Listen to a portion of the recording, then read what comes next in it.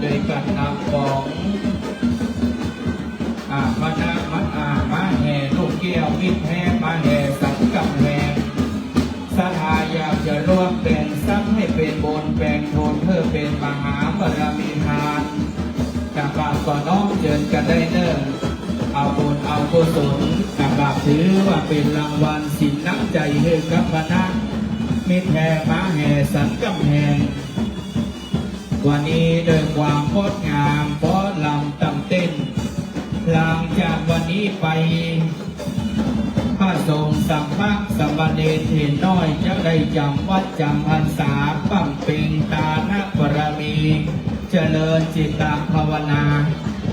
วันนี้ศรัทธาญาติโยมสาธุชนเฮาก็เดินทางกันมาขอบคุณทุกท่านเด้อ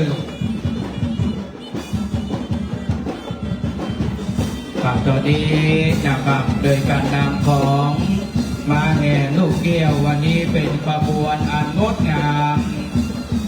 แห่งวัดศรีบัวบานตำบลศรีบัวบานอำเภอเมืองจังหวัดลำพูนในพิธีถวายเทียนพรรษาประจำปีพุทธศักราช 2569 ในเวลาประมาณ 16 นาฬิกา ประมาณ 4 โมงนะครับเกือบ5 โมงเราจะได้ประกอบพิธีการถวายเทียนให้เป็นมหามงคลคณะสงฆ์ญาติโยมสาธุชนเดินทางกันมาร่วมกันสร้างบุญร่วมกันสร้างมหาบารมีได้เด้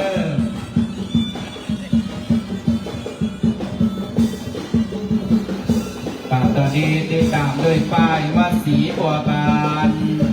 ได้ตามด้วยพิธีถวายเทียนพรรษากระถางทูปเทียนดาวัดศรีบัวบานวันนี้จะได้น้อมถวายอยู่ที่โบสถ์ประมาณ 19 วัดนะครับ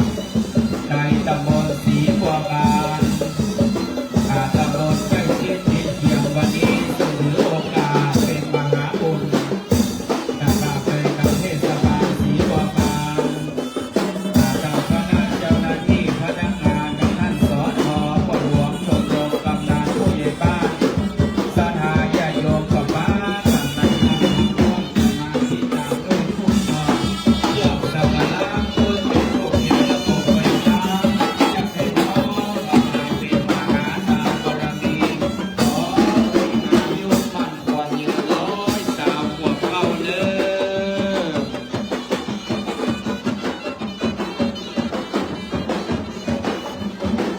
ตอนนี้สัมมาญาติโยมที่เดินทางกันมาในส่วนของชุดอยู่ทุกเทียนถ้าหากเป็นข้ามาในชุดใดก็เอาไปวางไว้ตามแต่ละชุดนะครับเด้อขอพระภิกษุสามเณรช่วยกันพอเด้อในชุดที่หนึ่งนั้นก็จะโดยการนำของพ่อหลวงพ่อเสริมด้านนาหลังจากพ่อหลวงเอาชุดจุดพวกเทียนได้วางแล้วนั่งประจำเก้าอี้สีแดงตัวที่หนึ่งเลยชุดที่สองชุดที่สองแหวนป้าประกายคำปนาชุดที่สามในหลวงไหลสุโชติหลังจากเอากระถางทูบเทียนไฟฟ้าวางแล้วพ่อแม่สถานนั่งเก้าอี้แถวหน้านะครับในส่วนของผ้าไตรจะแถวที่2นะครับเก้าอี้แดงเหมือนกันชุดที่4แม่บัวงานเยกวะชุดที่5นายสวัสดิ์นางจันแสงนาถาตามแต่ละชุดจะเพิ่มจะมีตามได้ชื่อบอกกับตอนนี้คณะจะขอเอาตั้งแถวสามเณรเกียรติภาคไทย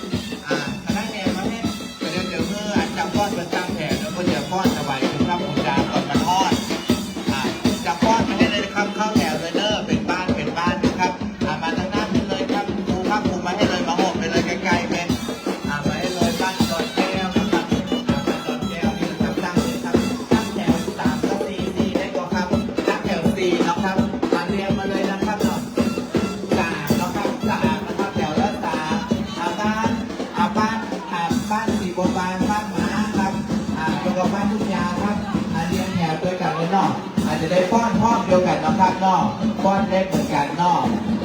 มันเรียงแถวเลยนะครับเนอเข้าแถวเลยนะครับนอกบ้านม้าครับบ้านม้ามาเลยครับมาต่อแถวมาจะเป็นแถวยาวก้อนรอบเดียวครับก้อนปูจารอบเดียวกันเลยนะครับนอกบ้านสีบัวบานบ้านสีบัวบานบ้านทุ่งยาวครับบ้านทุ่งยาวมาก่อนครับจบมาทุ่งยาวประมาณนั้นขอเลขเวลาอีดูจำก้อนแป้งจะไหลเหงื่อจะออกแป้งจะไหลขอความกรุณาบ้านของเขาบ้านสีบัวบานมาขยับเข้ามาครับสีบัวบานมาต่อแถวเร็วๆร้อนอีดูบ้านนี่เพิ่งตากแดดแป้งจะไหลนะครับเลิกบางมือพอเขาจะก้อนยาวนะครับนอกต่อแถวกันเลยนะครับเลิก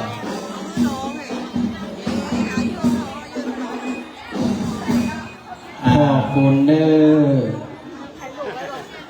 จังฟ้อนแผ่นกลางปีเพื่อที่เราจะได้ฟ้อนเวียนวน360 องศาโดยเล็บบัดต่ำกันเข้าไปเล็บยาวคณะสัทธาสบายชุดที่1ก็จะเป็นสัทธาญาติโยมสาธุชนศรัทธาโดยการนำเนตรดอกเอื้องพึ่งสบายสีฟ้าเฮาอันนี้เป็นศรัทธาบ้านมาติดตามด้วยคณะศรัทธาสบายสีชมพูเนตรดอกเอื้องพึ่งอันนี้เป็นศรัทธาพี่น้องต้งยาวและศรัทธาญาติโยมสบายสีเหลืองทองต้องแสงสุริยาอาทิเจ้าเหลืองทองอารามงามตานี่เป็นศรัทธาพี่น้องจำบอนดอนแก้วและสีบัวบานนะครับเนี่ยเอาแล้วเนาะพร้อมด้วยยางพร้อมแล้วยกมือขึ้นพร้อมยกมือขึ้นเนอะพร้อมแป้งแต่ไหลเปิดเพลง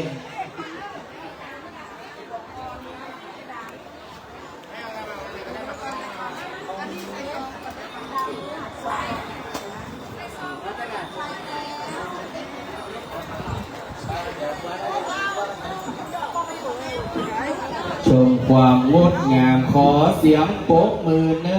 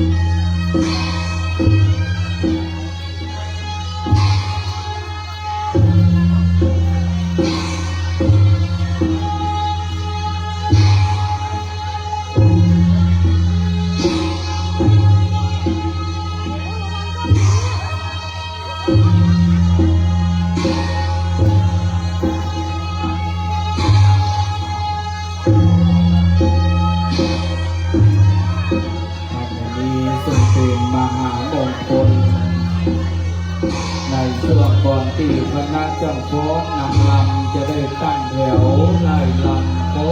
ถวายยังตีวพุทธขอถวายหาเทวดาสวัสดิ์สวาในละวงคงเกศกวงแก้วอารามแห่งวัดศรีบัวบานเวียงละโพนหานันตละวิเศษจักตินีเศษแดงเหลืองทองต้องยังบนโทนพิธีบัดนี้มือโลกกันห้าก็คงที่จะทราบโง่ในเลงขันได้นำเลขฟ้ามาลาหกบดบังสงสุริยาที่เจ้าเป็นที่ลมเย็นยิ่งวันนี้ถือว่าจะได้เกิดพระอานิสงส์สกุลบุญญาบารมีแด่ศรัทธาสาธุชนแก่พระศาสนาจะได้วัฒนาสถาพรวันนี้เทวดาแต่ละบ้านแต่ละยอมต้องบุญต้องกุศลกันในวัดศรีบัวบานเป็นมหามงคลโดยในร่มบารมีของท่านอาจารย์พระประหลัดสุภกรปุญญบางโมประธานหน่วยอบรมประชาชนประจำตำบลศรีบัวบานเจ้าอาวาสวัดศรีบัวบานประธานดำเนินงานวันนี้นิมนต์พระเจ้าประสงค์ได้มาเรียงส่งตามป้ายรายชื่อด้านหน้าอาสนะสงฆ์เลยนะครับ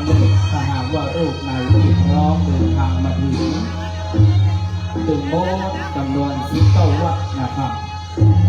วันนี้จะได้ต้อนรับอย่างคุณโยมวันดีที่10 กุมภาพันธ์รัตนอุบาสิกา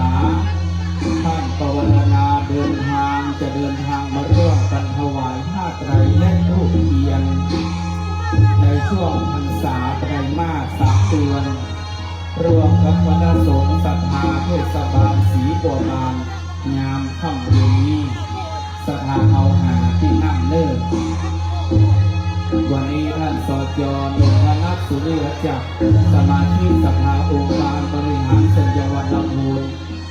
ก็เดินทางกันมาพร้อมด้วยทางเทศบาลนะครับ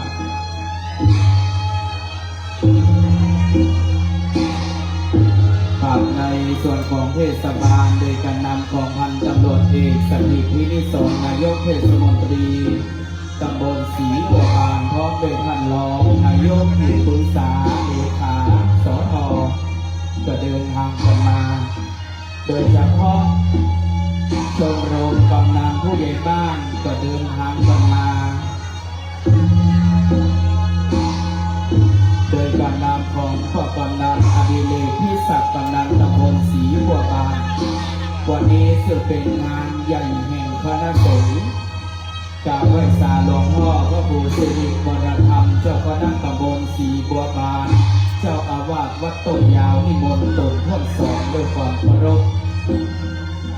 ประธานสงฆ์วันนี้ได้รับเมตตาจากหลวงพ่อพระครูสุภรกิจจามรเจ้าคณะตำบลบ้านกลางเจ้าอาวาสวัดร่องเศร้าช่วงที่ก่อนที่เราจะได้เริ่มพิธีการศรัทธาญาติโยมท่านไหนที่ยังไม่ได้ร่วมใส่บาตรพร้อมกินน้ำตาลแต่ละวัดวาอารามทั้ง19 วัดช่วงนี้น้องเจริญพรด้านหน้าอาจส่งได้เลยเนอะมีเหรียญก้องเหรียญย่อยอยากจะเป็นแปลงสักเพื่อเป็นบุญเป็นบุญเพื่อเป็นบารมีหอมตามด้วยกันเพื่อเกิดเป็นพลังแห่งศรัทธาทุกของกายญาให้เจ้าสมณะศรัทธามุนุลศรัทธาสมบูรณ์แข็งแรง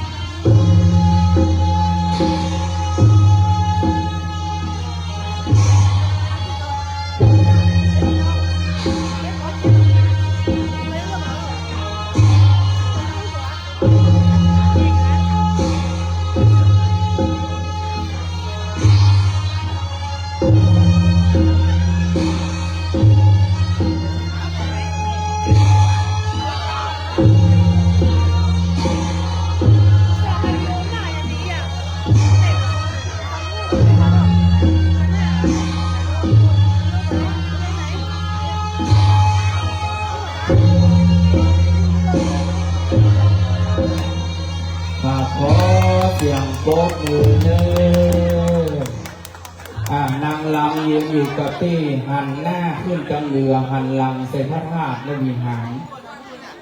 โอกาสนี้ขอเรียนเชิญท่านนายกพันตำรวจเอกสถีพินิศรนายกเทศมนตรีตำบลศรีบัวบานขอตัวแทนจากฟอสบันมา1 ท่านมาตีตั้งหน้านี่เด้อบันมายืนอยู่ตรงนี้เลยเดี๋ยวเราจะถ่ายรูปโดยพระธาตุ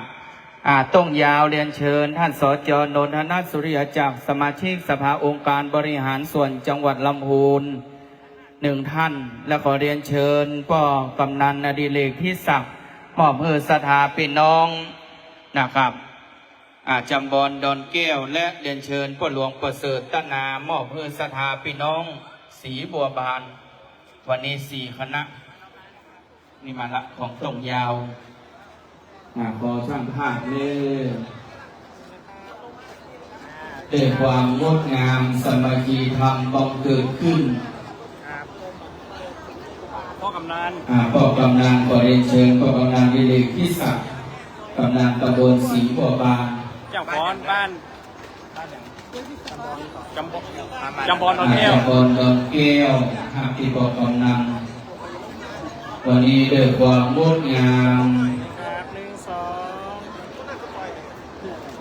และก็ตั้งศรัทธาพี่น้องศรีบัวบานหักที่ประหลวงประเสริฐตั้งมา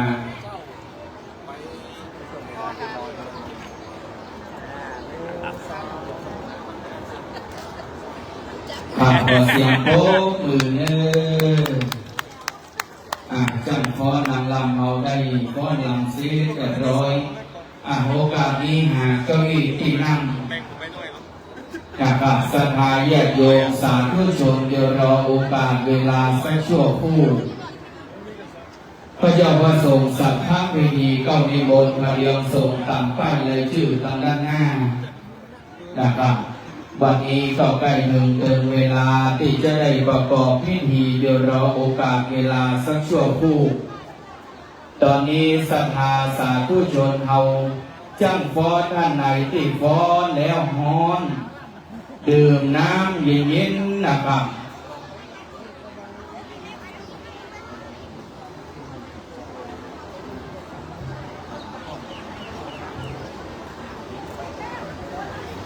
เราจะเปิดโรงทานน้ำส้มน้ำหวานกันไปก่อนขนมนมเนยก็เปิดบริการกันไปเน้อ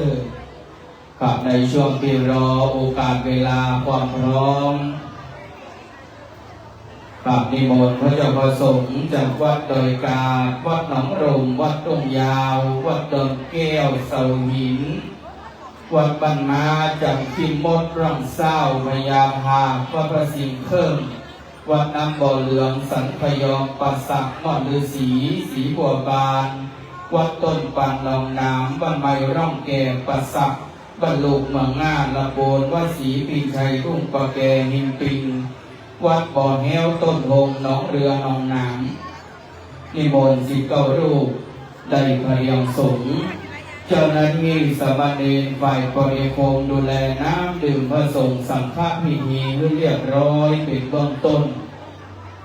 เจ้าแม่ศรัทธาสาธุชนเลิกก็งามยามก็ดีถ้าหากว่าพระสงฆ์พิธีพร้อมศรัทธาเขาเจ้าภาพพร้อมมรรคนายกนำกินนำดานพร้อมนั่นแหละถือว่าเป็นเลิกงามยามดีตอนนี้จะเย็นในสักคำเนื้อหลังจากฟ้อนเสร็จสำเร็จเรียบร้อยดีงามฮับน้ำดื่มเย็นในส่วนของอาหารการกินเราจะเปิดบริการหลังจากทำบุญถวายเทียนพรรษาชุดกระถางธูปเทียนไฟฟ้าและเทียนพรรษาเรียบร้อยดีงามเอาก็เปิดโรงทานในส่วนของอาหารการกินตอนนี้ก็เปิดเฉพาะโรงทานน้ำส้มน้ำหวานกันก่อนการว่าผู้สูงอายุเดินทางไปประวัยขอเปิดปักอาศัยคณะกลุ่มสตรีแม่บ้านลูกเต้าเหล่าหลานกลุ่มเยาวชนลูกเล็กเด็กแดงช่วยบริการกับปออกแม่ออกผู้สูงอายุตัวเนิ่นเพราะว่าลางโคนอยู่ต่างกลางจะลุกก็พังจะลุกก็ยากนะครับยกย้ายคลายตีก็บ่ค่อยสะดวกนะครับ ก็อาจจะเอาไปบริการประจำเก้าอี้ที่นั่งทั้งน้ำอิฐทั้งน้ำดื่มเย็นๆเป็นน้ำใสเป็นน้ำใจของวัดศรีบัวบานวันนี้รวมกันทั้งคณะสงฆ์รวมกันทั้งคณะศรัทธาบอกว่าจะเป็นเทศบาลตำบลศรีบัวบานคณะสงฆ์ตำบลศรีบัวบานชมรมกำนันผู้ใหญ่บ้านวันนี้ท่านสจ.ก็เดินทางมาเดี๋ยวรอโอกาสสักชั่วคู่วันนี้คุณโยมวันดีพิสิทธิ์กุลโยมเจน้องซึ่งท่านนั้นได้ปวารณาเป็นเจ้าภาพได้ปวารณาเป็นเจ้าศรัทธาคือลำตำสร้างพระธาตุเจ้าเจดีย์เหลืองทองอลามงามตาได้อุปถัมภ์เป็นเจ้าภาพหลายอย่างหลายประการวันนี้ท่านปวารณาจะเดินทางมาร่วมกันน้อมถวายเทียนพรรษาเป็นมหามงคลโดยเฉพาะวันนี้ทางเทศบาลจะได้ถวายเทียนพรรษาในบริเวณละวงคงเขตตำบลศรีบัวบานจำนวน8 วัดตอนนี้ขอพ่อแม่ศรัทธายกย้ายคล้ายตีกำเนิดว่าแล้วเทวดามาหลาย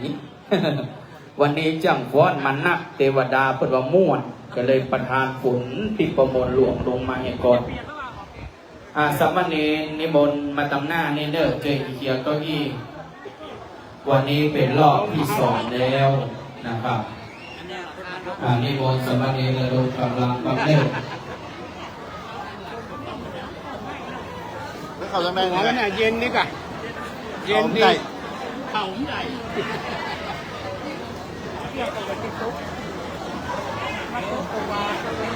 มันจอกละเนี่ยยุดละ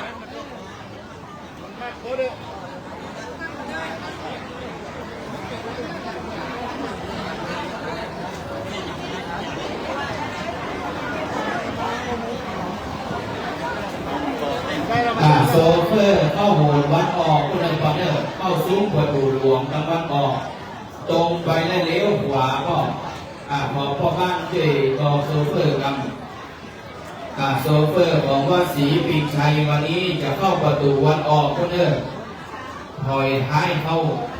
บอกว่าจะได้ก็รถตู้อยู่ที่ปากซุ้มประตู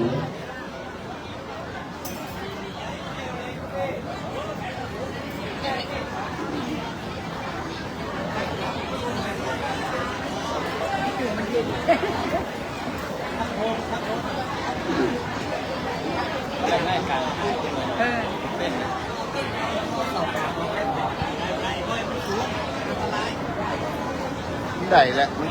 สูงเอาละมันตกนะตกเดี๋ยวหายไปพุ่นละ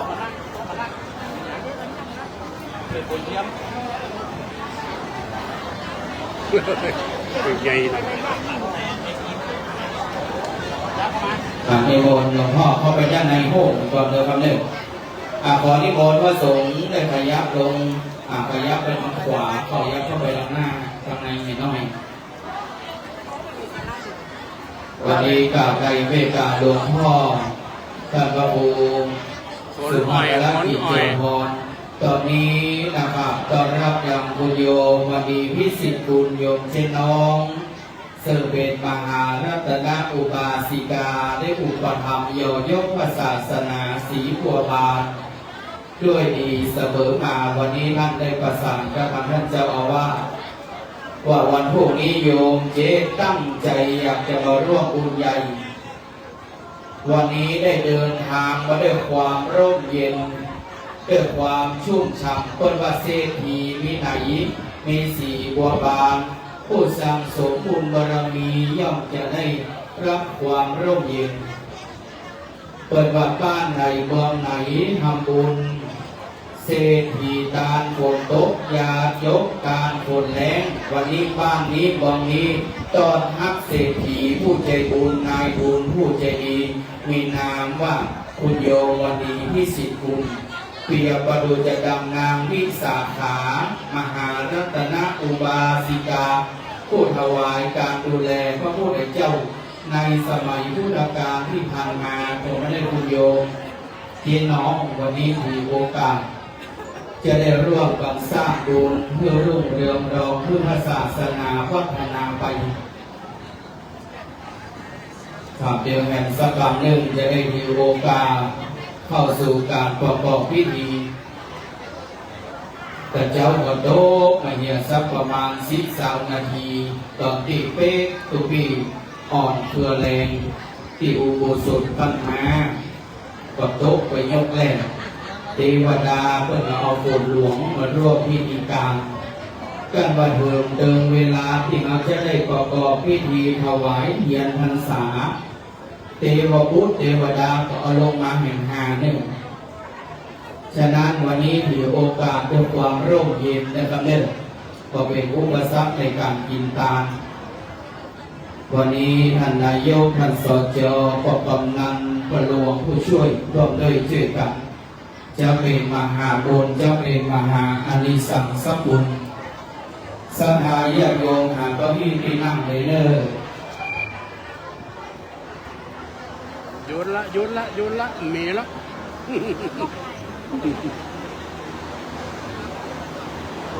ตอนหับเจ๊น้องมาได้หายไปแล้ว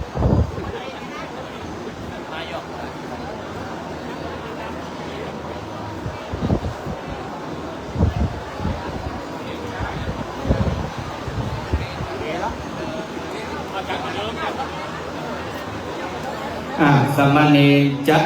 โต๊ะดังเดิมรอบสองเปิดว่าเปียกได้ไม่เสียในคำเดิมเปิดปิกวัดเมื่อวาปิกบ้านเมื่อจองยอกยาพลากันโคตร2 เม็ดให้กำพวกในสวงใส่ใบยะเก็บลำไยได้สบายตอนนี้น้องเนยช่วยกันกำเนิดลำเลียงโต๊ะเทียงโต๊ะดูเก้าอี้ลุยเปิดว่าเปียกได้ไม่เสียวันนี้เราจะได้ขอโอกาสเป็นมังคลมงคล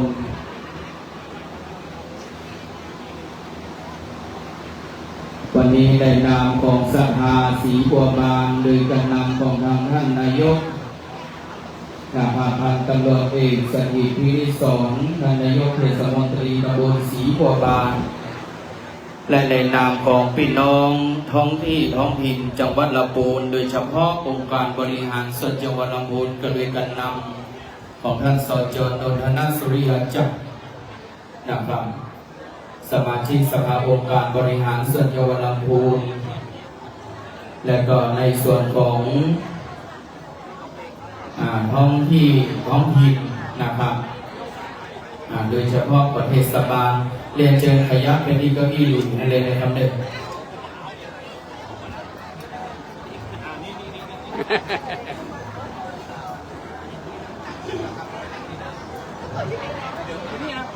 ตอนนี้คุณโยมมาดีพิสิทธิ์คุณก็เลยเดินทางมาถึงได้เกี่ยวเป็นประธานดำยินดำตามในส่วนของพิธีการถวายเทียนพรรษาเรียนเชิญก็รวมไม่รวมเอาขยับเลื่อนย้ายใช้ไปทางขวา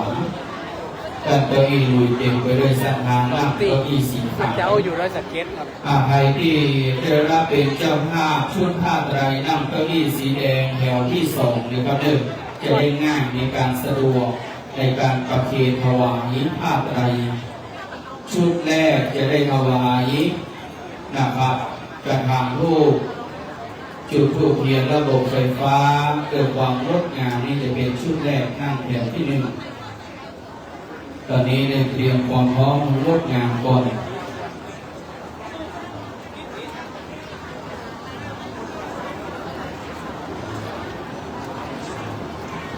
โอกาสนี้จะได้เข้าสู่การประกอบพิธีนะครับในการน้อมถวายเทียนพรรษาและผ้าอาบน้ำฝนแห่งคณะสงฆ์ศรัทธาวัดศรีบัวบานและศรัทธาสาธุชนในตำบลศรีบัวบานตอนนี้ทุกอย่างพร้อมโอกาสเบื้องต้นจะได้น้อมอธิษฐานจิตจุดธูปเทียนบูชาพระรัตนตรัยเบื้องหน้าโต๊ะหมู่บูชาโอกาสนี้ขอเจริญพรเชิญท่าน ปุญโยมณีพิสิทธิกุลมหารัตนอุบาสิกาผู้อุปถัมภ์พระศาสนาได้เป็นประธานอธิษฐานจุดธูปเทียนบูชาพระรัตนตรัยล่วงหน้าโต๊ะหมู่บูชาศรัทธาสาธุชนประดมมืออยู่ในอาการที่สงบเรียบร้อยเนื้อเพื่อให้เกิดเป็นบุญเพื่อให้เกิดเป็นอานิสงส์สกุลบุญญราศีปีนี้สีบัวบานจะประทำพิธีทอดกฐินหลังออกพรรษายังขาดประธานเจ้าภาพวันนี้จะได้อาศัยต้นบุญญบารมีกับบุญโยวันดีพิสิทธิกุลจะได้ร่วมกันสร้างนอเนื้อนาบุญได้จุดธูปเทียนเรียบร้อยดีงามประจำที่เก้าอี้รับรองดื่มโอกาสนี้ขอเจริญพรเชิญพันตำรวจเอกสถิตพินิศรนายกเทศมนตรีตำบลศรีบัวบานประเคนพานขันศิลป์แต่ประธานสงฆ์ที่หลวงพ่อพระครูสุภัทรกิจจาภรณ์เจ้าคณะตำบลบ้านกลางเจ้าอาวาสวัดร่องเศร้า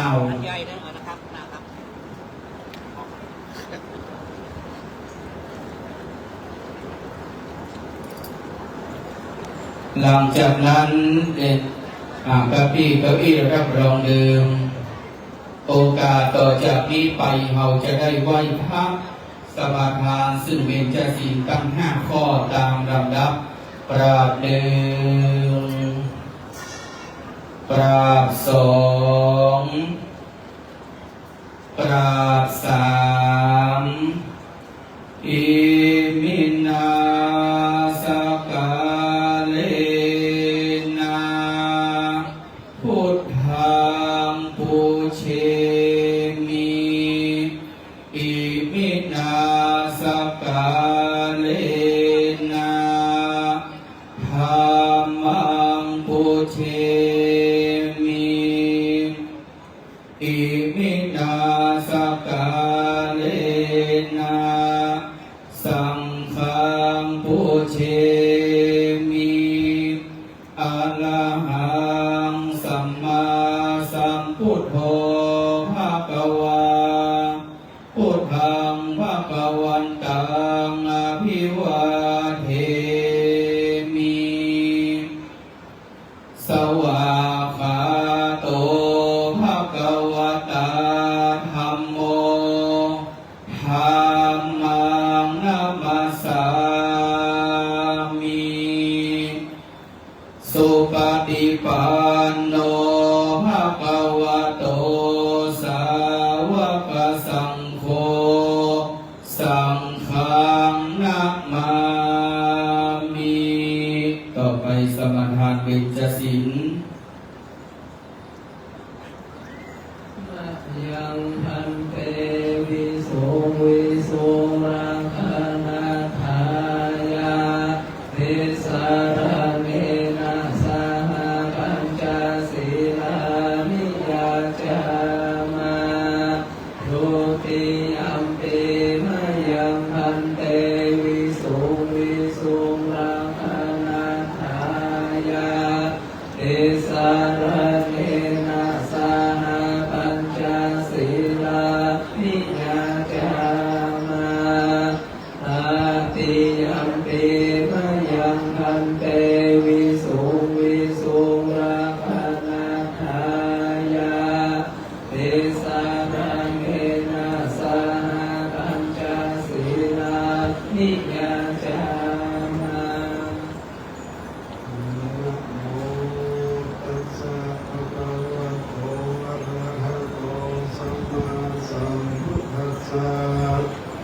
นะโมตัสสะภะคะวะโตอะระหะโตสัมมาสัมพุทธัสสะนะโมตัสสะภะคะวะโตอะระหะโตสัมมาสัมพุทธัสสะ นะโมตัสสะภะคะวะโตอะระหะโตสัมมาสัมพุทธัสสะนะโมตัสสะภะคะวะโตอะระหะโตสัมมาสัมพุทธัสสะ นะโมตัสสะ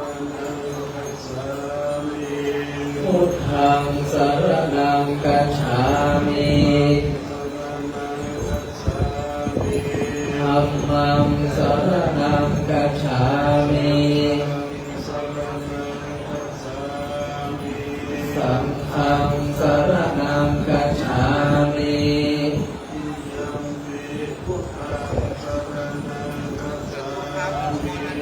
ทุติยัมปิพุทธังสรณังกัจฉามิ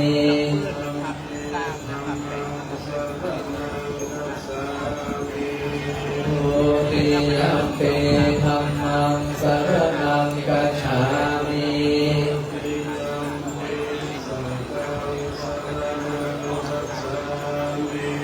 ทุติยัมปิสังฆังสรณังกัจฉามิ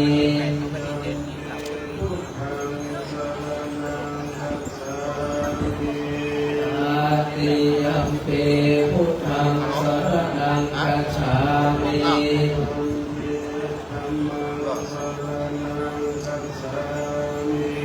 อาติยัมปิธัมมังสรณังกัจฉามิ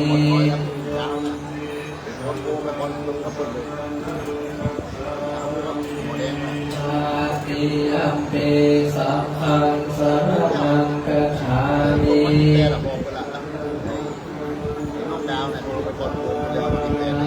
อาหังเต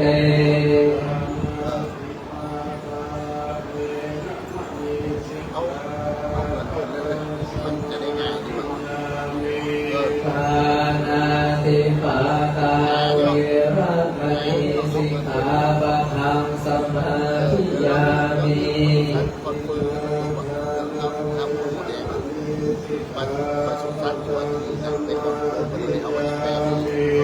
อาทินนาทานาเวระมณีสิกขาปะทังสมาธิยามิ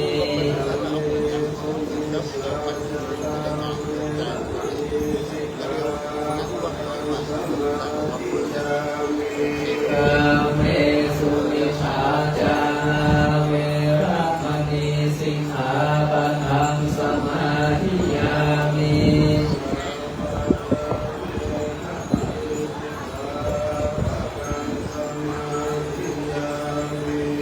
มุสาวาตาเวระมณีสิกขาปะทังสมาธิยามิ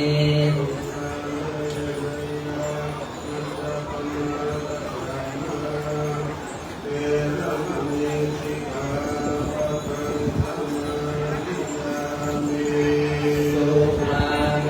รยาชัพพมาตฐานาเวระมณีสิกขาปะทังสมาธิยามิ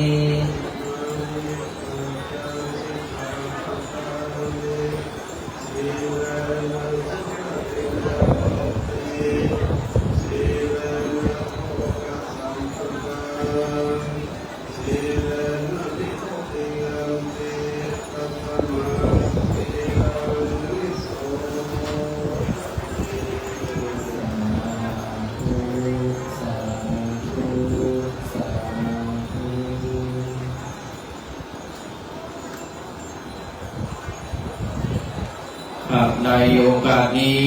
นะครับได้สมาทานสิบเอ็ดจะสีตั้งห้าข้อเป็นที่เรียบร้อยก่อนที่ปนานอาจารย์จะได้สุมาพวตาเก่าคำถวายเทียนพรรษาและกัปปิยพันธ์โอกาสนี้ขอประกาศอนุโมทนาในกุศลและเจตนาในนามของท่านอาจารย์พระประหลัดสุภกรภูมิยปาโมเจ้าอาวาสวัดศรีบัวบาน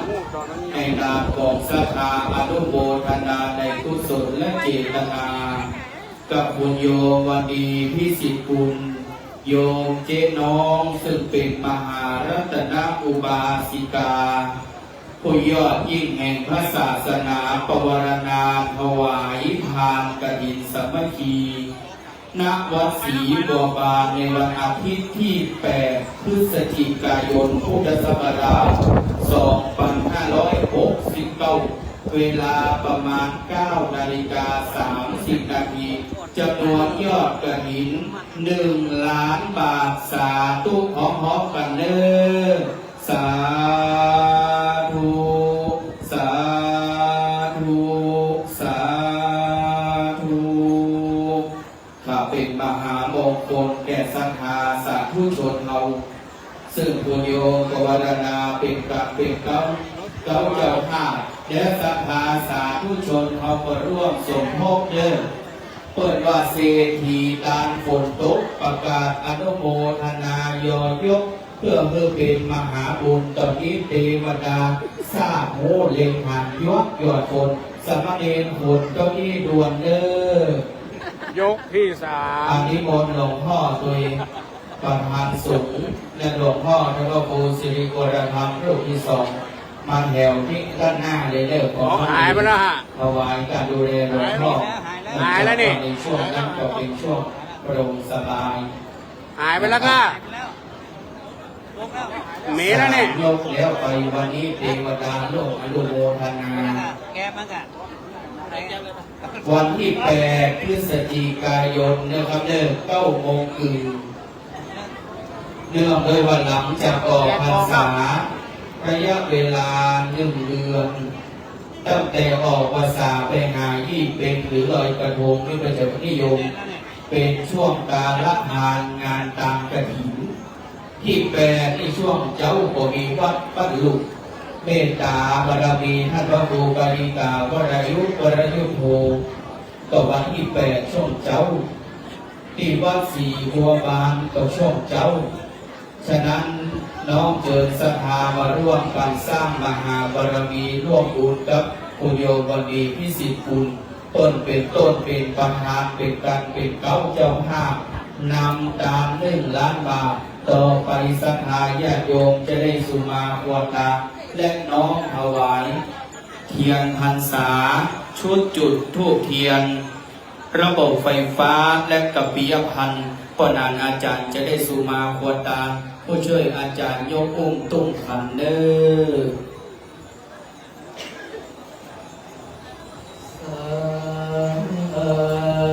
ทุกาสา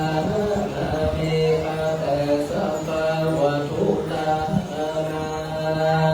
บัณฑินาสมณะสัมภาและมุราสัมภาภูคาตั้งหลังตั้งภายในและภายนอกภายในไม่มีสาธุเจ้าท่านข้าปรัสสุภกรปุญญกาโมท่านเจ้าอาวาสวัดศรีบัวบานพร้อมกับหน่วยอันเทวสิโยมเจ้าจุดตนจุองค์หนปันนอกก็ได้หมายที่มหาบุราสถาตั้งหลายก็ได้บางกันสนองคงควายได้น้อมนำมายังมาถูกบุพาราชาดวงดอกเขาตอกดอกไม้ของกินและตัวทานเพื่อจะได้น้อมทำบุญไหวเป็นทานในการทำบุญถวายยังเทียนพรรษาประจำปี2569ของวัดศรีบัวบานก็เป็นการบัวประมวลมีงามดีพระม้อมถึงที่จะได้ยกยืนน้อมถวายเป็นทานจริงมีทางน้ำสุกันโนตกาและมาถูกบุพาราจานำมาใส่ไว้เมื่อคันเพื่อจะได้น้อมนำมาขอสู่มายังสัมภาวะโทตานาหลายเรื่องนั้นเป็นเครื่องปองตานโดยดังภูคาจักได้เว้นรังเก่าไว้ยามเมื่อสมณะสัทธาและมูราสัทธาผู้มันทั้งหลายได้ปากันผู้แต่งและอาหารซึ่งของกินและหัวตาลหลอนว่าได้มีใจอันบ่ชื่นบ่พานรวมเกิดได้ปากันเก่ากำลังเกิดโมโหนักปาโลออกมาเป็นกรรมอันตรายาวาจีกรรมหัวพิเสียชามองทำตามสิ่งที่โมวาปาเจตนา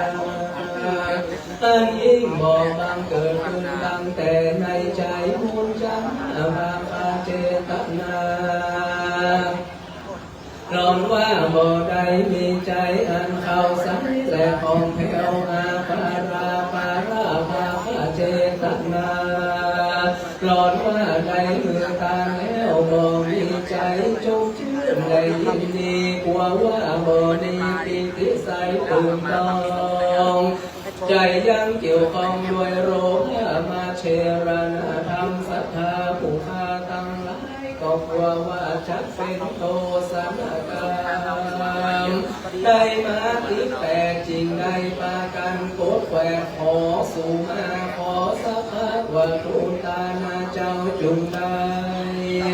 หายโออาโหสิกรรมอย่ามือได้เป็นนิยมทำไปมาแก่สมณศรัทธาและมูลศรัทธาผู้พาทำลายจูคนจูใหญ่น้อยใจยิ่งก็ขอจูได้สมดังคำพันไปนานสมดังกำลังกำพันจูเยื่อจูปางการนั้นจูจะมีไว้ดังผู้พาจะไปวันเก่าสู่ตามมาคาถาภาษาบาลีวาสานุโอกาสะมาจิมพันเตอิมานิอิมาตุปามุขาราชตาเนปังสกุระจิวราตาเนไตวัตถุตาเนสหปริวารตาเนวราตาทิชัยเนกายตัวเลวจีตัวเลมโนตัวเลสัญจิจาปัปเตนวะสัญจิจาปัปเตนวะกายกัมเมนวะวจีกัมเมนวะมโนกัมเมนวะอาทิตาโตสังปัจจุบันโตสังสัพพังโตสังฆมหาโตโอ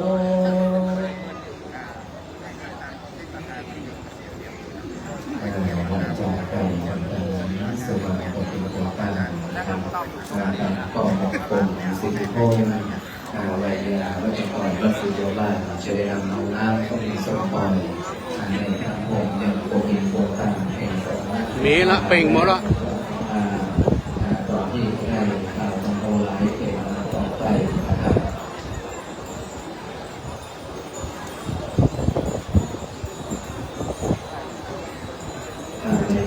เราจะได้กล่าวเพราะว่าถ้าเราตั้งใจรับนมมือเกี่ยวกับข้อมูลการเลือกได้ทำโมสามจบและเป็นนำดาวของเราและกล่าวคนต่อไปนะโมตัสสะภะคะวะโตอะระหะโตสัมมาสัมพุทธัสสะนะโมตัสสะภะคะวะโตอะระหะโต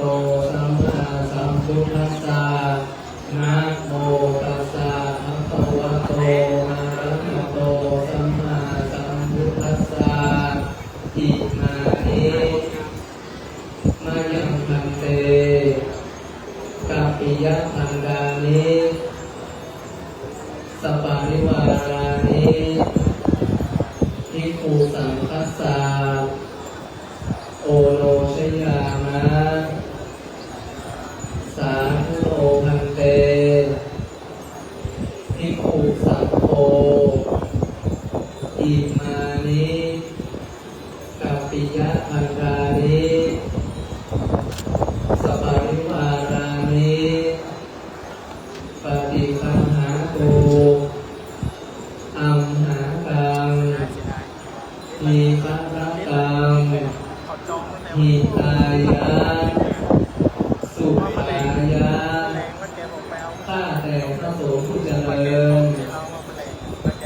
ข้าพระเจ้าทั้งหลายขอน้อมถวาย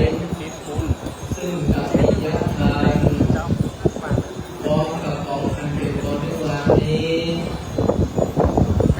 แก่ท่านภิกษุสงฆ์ขอท่านภิกษุสงฆ์จงรับซึ่งกัปปิยะทานพร้อมกับของอันเป็นบริวารนี้ของข้าพเจ้าทั้งหลายเพื่อประโยชน์และความ จ้าทั้งหลายตลอดสิ้นกาลนานเทิน สาธุ ครับโอกาสนี้ขอเจริญพรคุณโยมวันดีพิสิทธิ์กุลได้นอบน้อมถวายกับปิยพันธ์กันพระพุทธเบื้องหน้าโต๊ะหมู่บูชาเพื่อเป็นพุทธบูชาและเจริญพรโยมเจน้องประจำที่เก้าอี้รับรองเบื้องหน้าโต๊ะหมู่บูชาเพื่อความงดงามน้องประเคนถวายพระพุทธกันเลยครับเลยในชุดที่หนึ่งหลังจากโยมวันดีพิสิทธิ์กุลได้น้อมถวายเบื้องหน้าโต๊ะหมู่บูชาเรียบร้อยจะเป็นการน้อมถวายเทียนพรรษาตรงด้านหน้าพระสงฆ์ทั้งหมดอยู่8 เล่มนะครับเล่ม8 ตน 8 องค์จะได้รับเทียนพรรษาเป็นชุดที่หนึ่งนะครับขอเรียนเชิญจำนวน8 ท่านในน้อมถวายเทียนพรรษาเรียนเชิญพันตำรวจเอกสถิตพินิศรนายกเทศมนตรีตำบลศรีบัวบานประเคนที่หลวงพ่อท่านพระครูสิริวรธรรมเจ้าคณะตำบลศรีบัวบาน8 วัดในตำบลเฮาท่านที่สองขอเรียนเชิญพวกกำนันอดิเรกทิศักดิ์กำนันตำบลศรีบัวบานท่านรองวีระเดชปรมีรองนายกเทศมนตรีตำบลศรีบัวบานท่านรองดิศกรชัยชนะรองนายกเทศมนตรีตำบลศรีบัวบานน้องประเคนเตียงกันเลยครับหนึ่งท่านสจ.นนทนาสุริยจักรสมาชิกสภาองค์การบริหารส่วนจังหวัดลำพูนเขต7ศรีบัวบานท่านสท.จันเพ็ญสิริจันทรานนท์ท่านสท.วรินทร์พงษ์แสนสวัสดิ์ท่านเลขารัชานนท์อภิสุภารักษ์ทั้ง8 ท่านน้องประเคนถวายเตียนคือตรงด้านหน้าพระสงฆ์เลยนะครับเดิน8 เล่มเป็นพุทธบูชาในตำบลศรีบัวบานหลังจากนั้นในส่วนของท้องที่ท้องถิ่นจะได้ประเคนชุดสังฆทานน้ำดื่มซึ่งเป็นชุดปืนกระถางทูบเทียนระบบไฟฟ้าจะเป็นประเคนน้ำดื่มตั้งล่างด้านหน้าพระสงฆ์ที่ตรงเทียนพรรษาจำนวน8 ท่านเรียนเชิญท่านพันตำรวจเอกสถิตพินิศรท่านนายกเทศมนตรีตำบลศรีบัวบานประเคนชุดสังฆทานน้ำดื่มปหลวงประเสริฐตนาผู้ใหญ่บ้านศรีบัวบานติดตรงเตียนเลยเรื่องคำเดิมเฉพาะชุดน้ำดื่มแม่หลวงปราณีขันนาปหลวงวัฒนาพัฒนพลเขียวอัศวะผู้ใหญ่บ้านมาปหลวงลุ่งวังเจมสท.ชลวิทย์ปันศักดิ์สท.จุฑาทิพย์อุเวียงและสท.เบญจาสมณศักดิ์8 ท่านน้องประเคนถวายน้ำดื่มตรงเทียนพรรษาเลยนะครับเดิมจำนวน8 ท่านอันนี้ในส่วนของเทศบาลในการอุปถัมภ์สนับสนุนในงานถวายเทียนพรรษาและกัปปิยพันธ์ยืนเอาเนอร์ประเคนน้ำดื่มพร้อมประเคนถวายกับที่เก้าอี้รับรองเดิมต่อจากนี้ไปจะเป็นการถวายชุดกระถางทูปเทียนระบบไฟฟ้าจำนวน19 ท่านเจ้าภาพเก้าอี้แถวที่1ตรงด้านหน้าพระสงฆ์ขอเรียนเชิญพ่อหลวงประเสริฐแม่หลวงภาวนาตัณนาป้าประกายคำปันนาแม่หลวงไหลสุขโชติแม่บัวพันธ์เจสวัสดิ์นายสวัสดิ์นำจันเสนตัณนาหาแม่พัสดีพันธานแม่เกษดาพรพิมพ์ประสานแม่อุเรือโนโชติพ่อบารมีแม่น้อยโนโชติเดลอกำเนิดพ่อพิโมลแม่คำโมล่าโซพ่อบานิแม่พิพัฒน์ชัยศักดิ์แม่หลวงกาสุนาแม่บันฟังนายสมคิดสุขโชตินางแม่ดาวเรืองนายบัวนายนางวิไรวันโนโชติพันตำรวจโทอาภากรสท.จันเพ็ญแก้วจรัสพ่อจับแม่ศรีพรล่าสุแม่บัวแก้วสุโชติ ก็บนมาแม่จันหลอมแก้วเรือนก็ร่วมแม่ลงรุ่นสุริวงศ์พร้อมประเคนถวายเนื้อเฉพาะชุดเขียนด้านบน ขอเข้าไปในวัง หลังจากนั้นเรียนเชิญที่เก้าอี้รับรองเดิมด้วยความงดงามวันนี้ท่านอาจารย์ประหลัดสุภกรปุญญปะโกเจ้าอาวาสได้จัดเก้าอี้รับรองชุดที่สองน้องประเคนผ้าไตรบนพานขอเรียนเชิญแถวที่สองเลยเด้อ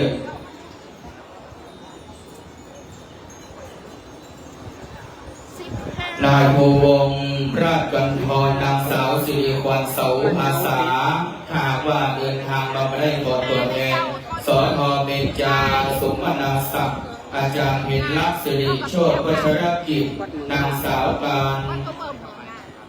นักฐานนำปนศักดิ์คุณแม่เพ็ญศรีสุกาคุณหมอเอกชัยชัยยาภาคุณแม่ศรีพันธ์ชัยวงศ์คุณเครือมากสุพรอยคุณยาลุ่งมูลศักดิ์คุณวัดพระพลักษ์วัดกับคำคุณแม่พองอัมไพละเต็มแม่ดวงโบแก้วสุนโชตก็จากสีแม่สีพรล่าสุขแม่บุญทรงชัยชนะก็บนตีแม่พิธีนันชัยนารักแม่ดงนุชล่าโสดนายสมจิตนางนันทภักดิ์สุวรรณมาโจนางดารุณีโนโชตพ่อประสิทธิ์แม่เพชรโนโชตแม่พลอยและนางสาวนนทพรวงศ์ต่อพร้อมน้องประเคนถวายผ้าไตรบนพานชุดที่สองพร้อมด้วยสังฆทาน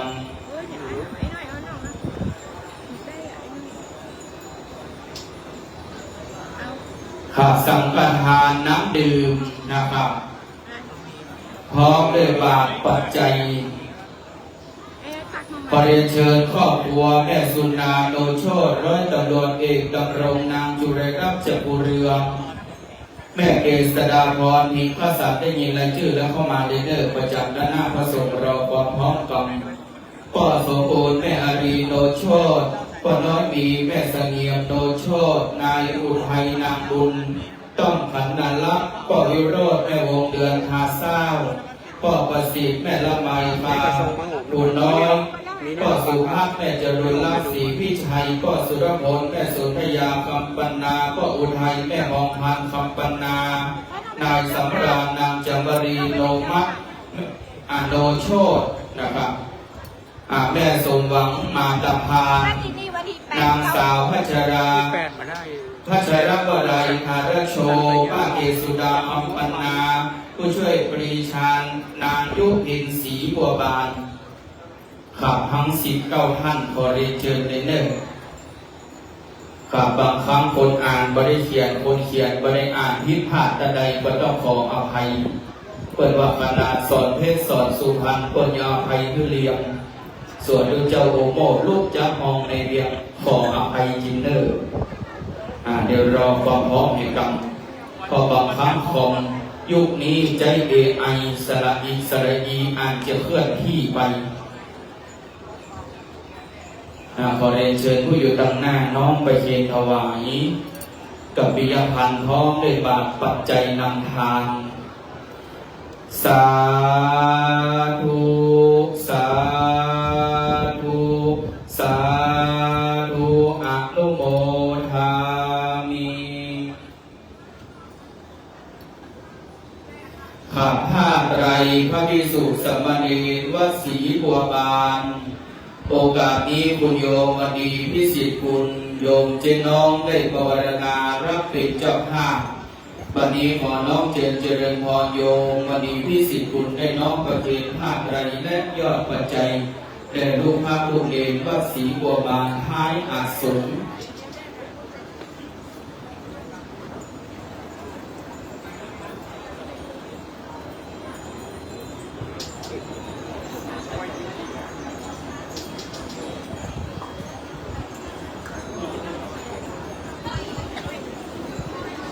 วันนี้ซึ่งเป็นโยมอุปถัมภ์ได้ปวารณารับเป็นเจ้าภาพต้นบุญกฐินสามัคคีธรรม1 ล้านบาทเป็นการนำตาลวันที่8 พฤศจิกายน พุทธศักราช 2569 ทอดถวาย นวสีบัวบาน9 โมงครึ่งเดือนสันหาให้ที่จะร่วมกันบอกลงทางในงานนี้จะประกอบพิธีสืบชะตาหลวงแห่งล้านนา เพื่อเป็นมหามงคลแก่ประธานเจ้าภาพและสาธุชนผู้ร่วมงาน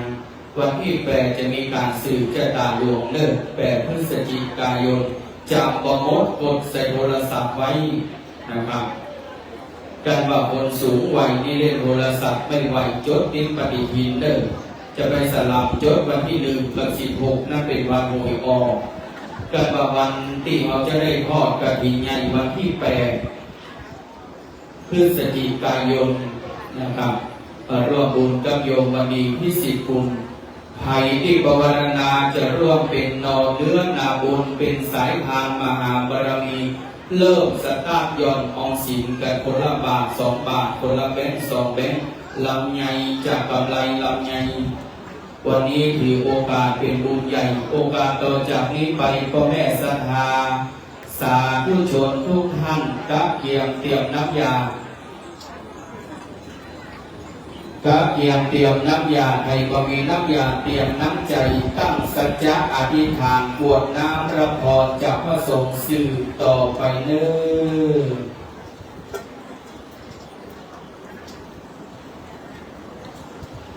ยะถาวะริวะหาภูราภาริภูเรนติสาคาราเอวันเนวัยโตตินังเปตานังอุปากาปะติอิติตังภะคิตังตุมาคิปะเมวัยเอโกเรตุสังฆปะจันโตปนาราโสยะกามณิโกติราโสยะกาสัพพะพุทธานุภาเวนะสัพพะกามานุภาเวนะสัพพะสังฆานุภาเวนะพุทธารักขันนังธัมมังรักขันนังสังฆังรักขันนังตินังรักขันนังนุภาเวนะจักขุราชิติสังฆัสสะธัมมะธัมมานุภาเวนะปิตากาตายัง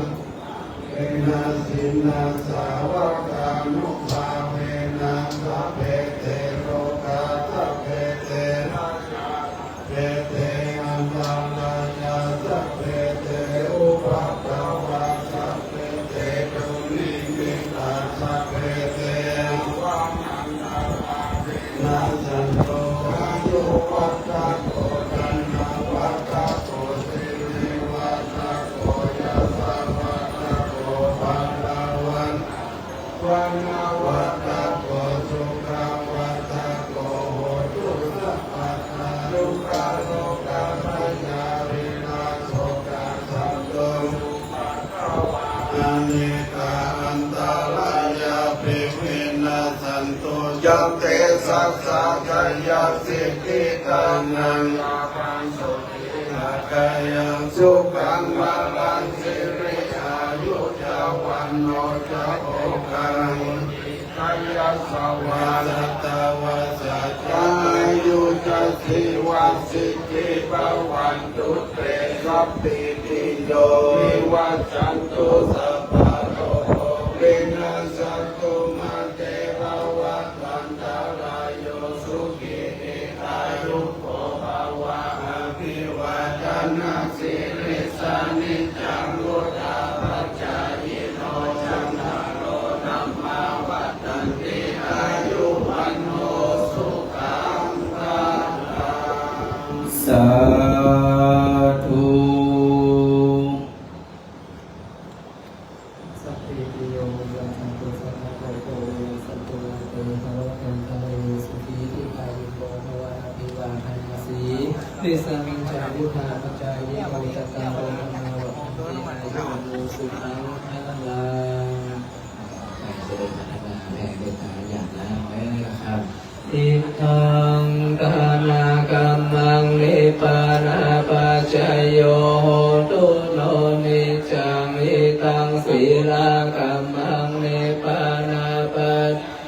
โหตุ โนนิจังนิตังภาวนากัมมังเลปานาปัจจโยโตโนนิจังยังกินเจกุสลังกัมมังสัพพังสัพเพหิกาตังปุญญังโนอนุโมทันโตสุนันโตพนโตเยเตอาสมิงหาเนอาติคาตาติคายุกาสัชาหุนโตสัพเพสัตตาสุขีอาตานังอารันโตมาตาติตาโรสุขิตาหุนโตทุกขาปามุจจันโตสัพเพยาตากาสุขิตาหุนทุกขาปามุจจันโตสัพเพอยาตากาสุขิตาหุนโตทุกขาปามุจจันโตสัพเพปิสาจาสัพเพยาสัพเพเปตาจาสุขิตาหุนโตทุกขาปามุจจันโตสัพเพนาคาตาสุหุนโตทุกขาปามุจจันโตสัพเพเทวาสุขิตาหุนโตทุกขาปามุจจันโตสัพเพอาจาติยุชัยยาสุขิตาหุนโตทุกขาปามุจจันโตสัพพะสัมปติโยสัพพิชันตุโววันตามิพุทธังสัพพะเมวะโตสังฆมัตถะเมพันกามิธัมมังสัพพะเมวะโตสังฆมัตถะเมพันเตวันกามิสังฆังสัพพะเมวะโตธัมมัตถะเมพันเตวันตามิหารูปาชัยยาจาริเยสัพพะเมวะโตมัทธะเมพันเตวันตามิกัมมัฏฐานังสัพพะเมวะโตสังฆมัฏฐะเมพันเตวันตามิอาราเมพัทธสิมังสัพพะโตสังฆมัฏฐะเมพันเตวันตามิเจติยังสัพพะทาเรสุปฏิทิตาสลิลาภตุโยอาโพธิสักการังพุทธรูปังสัทธานาคาโลเกโลเกธัมมะโลเกธัมโมทิเปรังกามิเปสาลิลาธาตุโยเกสะธาตุโยอะระหันสานาตุโยเจติยังคันติจตุราสิติสาเสธัมมะคันเทสะเปสัมปนาเจติยังจาอะหังวันตามิสัพพะโส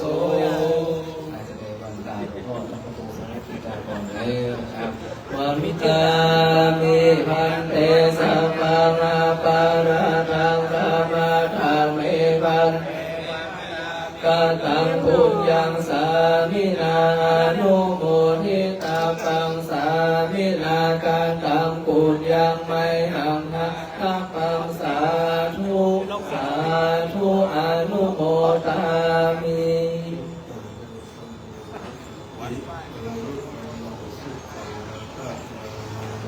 สาธุข้าขอบคุณในกุศลเจตนา กับคณะสงฆ์ศรัทธาญาติโยมสาธุชน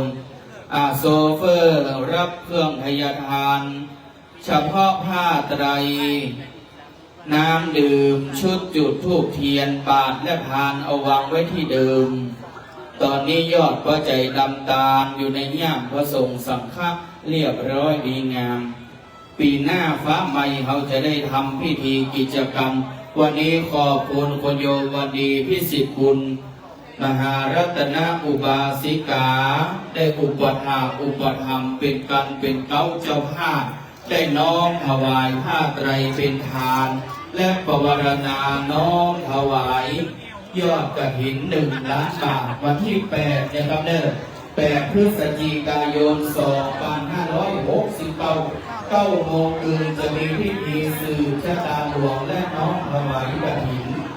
ฉะ นะวันนี้ขอบคุณในท้องที่ท้องถิ่นบอกว่าจะเป็นพันตำรวจเอกสถิตพินิจสอนนายกเทศมนตรีตำบลศรีบัวบานก็ประธานอดิเรกพิศักดิ์กำนันตำบลศรีบัวบานขอบคุณท่านสจ.เป็นคณะสุริยจักรสมาชิกสภาองค์การบริหารส่วนจังหวัดลำพูนสภาผู้เป็นเจ้าภาพทุกท่านคณะแห่มิตรแห่ม้าแห่สารพิสิทธิ์ขึ้นแห่ม้าแห่ลูกแก้วคณะสัทธาญาติโยมสาธุชนเปิดโรงทานเด้อวันนี้ขอบคุณทุกท่านขอบคุณท่านสจ.จันสท.จันเพ็ญเฮาตุยซึ่งได้ร่วมกันเป็นเจ้าภาพวันนี้ได้นำในส่วนของน้ำอัญชันมะนาวขอบคุณทุกวัดวาอารามตอนนี้โรงทานผักสดปลอดสารพิษจากท่านอาจารย์พระสุรพลกิลวังโสเลขานุการเจ้าคณะตำบลอินทรีผู้ช่วยเลขานุการเจ้าคณะอำเภอเมืองลำพูนรองเจ้าวาดวัดศรีปิงชัยทุกประเภทตอนนี้สังฆาญาติโยมอยากจะร่วมกันต่อยอดนะครับในส่วนของคณะมิตรแห่มาแห่จากสัตว์ต้องแทนเชียงใหม่นะครับเด้อจะได้มีโอกาสนะครับเดินทางกลับวันนี้ขอบคุณในทุกส่วนและเจตนาและขอบคุณสารพิษสิทธิ์เด้อเจ้าความดูแลของท่านอาจารย์พระครูวิรุฬปัญญาพุทธในการสนับสนุนตอนนี้โรงทานน้ำลำไยหวานหอมชื่นใจของท่านอาจารย์พระมหาดร.เอกพลชุติวโรวัดสวีนน้ำอ้อยสดจากท่านอาจารย์พระมหาพานุพงศ์พุทธยุทโธดร.วัดนาโพเหลืองและพระครูสถิตวรวุฒิวัดสังขยองปัสสักต้นตำรับสุขภาพดีวันนี้ออกโรงทานและก๋วยเตี๋ยวอีกรูออกวัดบ้านลุกรองหน้าท่านพระครูอาลีมหาวรายุทธวรยุทธโหวันนี้ได้นำก๋วยเตี๋ยวไปทั้ง5เป็นต้นทีประเดิมเป็นเมนูด้านในเป็นก๋วยเตี๋ยวอร่อยและโรงทานท่านพระอธิบาลปุจฉลัง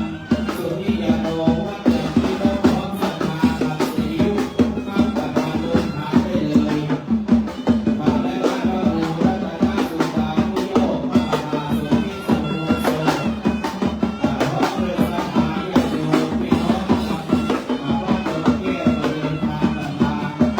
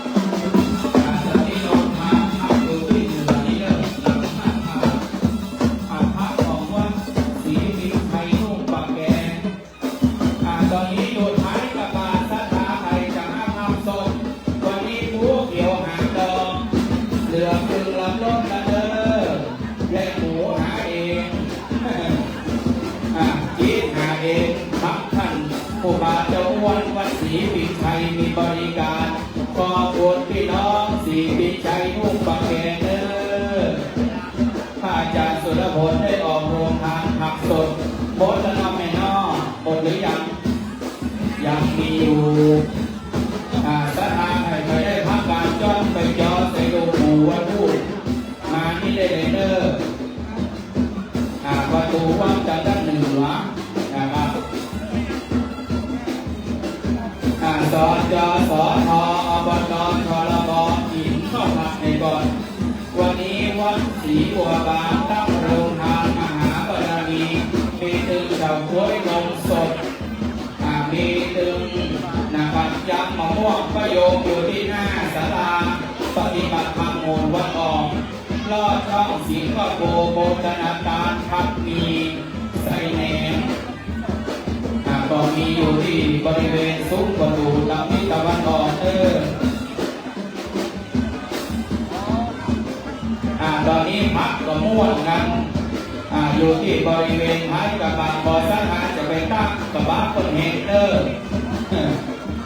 รับแล้วออกมาเลยคนละหนึ่งถุงคนละหนึ่งถุงเด้อ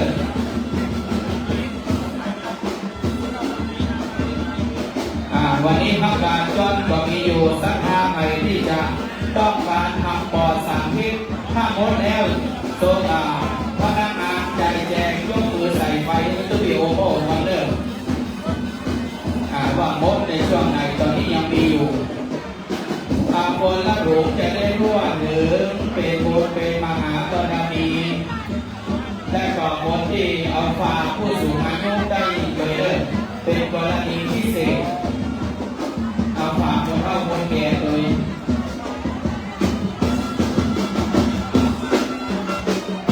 การบินวันนั้นนำแต่น้ำทับเติมกำลังการรั่วขอบคุณนะทุกคนนาบุญกับเรื่องได้บารมีกับเพื่อเกิดวันนี้เพ่งเฮงเฮงรวยรวยทั้งหมดเรียบร้อยสาธุเลยโอ้คนเอาอย่างแหงตะบัว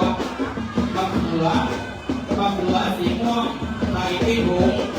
ตีปลาถุงใส่เอาบนฝักพอเริ่มกระทะลวกกระลุก